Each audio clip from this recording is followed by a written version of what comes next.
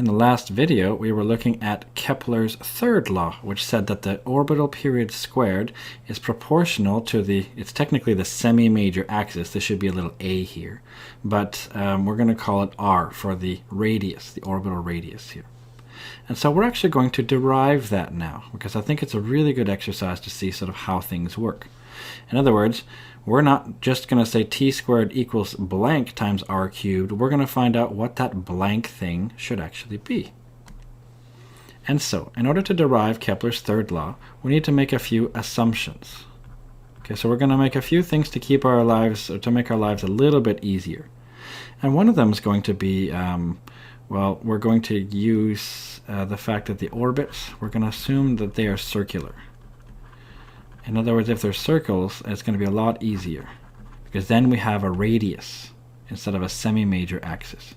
Now, it turns out working with the ellipses isn't actually that complicated, but I'm going to just try to keep it as straightforward and as easy as we can here. So we're going to assume the orbits are circular, and we're going to assume that the star, so the mass of the star is much, much bigger than the mass of the, let's say in this case here, the planet. So if we consider this here, that's going to be the star of the mass of the star here, a capital M. It's going to be much, much bigger than the mass of the planet. And we're going to assume that the star doesn't move in order to use this. Okay, so we're going to assume that the star stays still. In other words, when the planet is orbiting the star is going to remain relatively motionless. So in this case then, we're going to have a situation then where we have the, well, I guess I can draw it here. I'll draw the star right here in the middle. There's our star. In this case here, let's assume it's the sun. I'm trying to draw it looking sort of star-like here. So that's going to be the sun in this case right here, or the star, whatever it is. And then what we're going to be doing then is having the planet orbit in a nice circle. I'm attempting to draw a nice circle right now. I don't think it looked very circular, but there it is. And we're going to have a constant distance here. So this right here, we're going to have a constant distance. And instead of calling it r, actually no, we can leave it like this. We can actually leave it as an r. We'll leave it as a radius here. That'll be the radius. It's going to be all the way around like this right here. And we're going to have big M is going to be the mass of the star.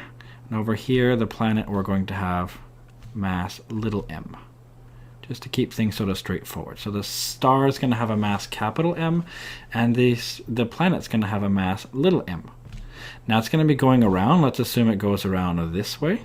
So we're going to assume it just goes around, and that means because it has the same distance, it's going to have the same speed all the time. This is going to make things a little bit easier. So how do we do this? Well, the very first thing we do is we start with so I'll say start with Newton's universal law of gravitation. So with this, we can actually work further. So universal law of gravitation. And his law says this. I'm going to write it like this. So Fg, so force due to gravity, is going to be capital G times big M times little m divided by r squared. That'll be the first equation we're going to start with. So maybe we can define things. So Fg is going to be the gravitational force. And this will be the force between these two masses, big M and little m here. So gravitational force, and that's measured in newtons.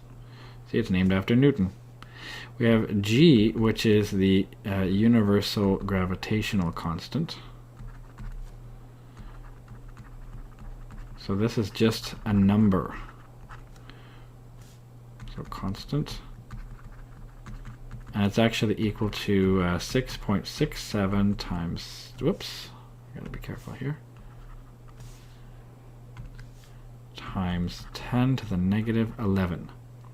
And as far as the units go, we can also be careful for that. Let's see, it'll be Newton meters squared per kilogram squared. Those would be the units of this thing right here. And big M, that's the star's mass. That's actually what we're going to try to find here. That's our eventual goal. We're going to sort of sneak up on finding the mass of a star by deriving Kepler's third law. So the star's mass is going to be given in kilograms. And then a little m, that'll be the planet's mass. It's good to define everything once just to make sure we know what we're talking about here. So that's the planet's mass, that's also in kilograms. And then we have r, that's the distance between the planet and star. In other words, that's the orbital radius. That's going to be measured in meters.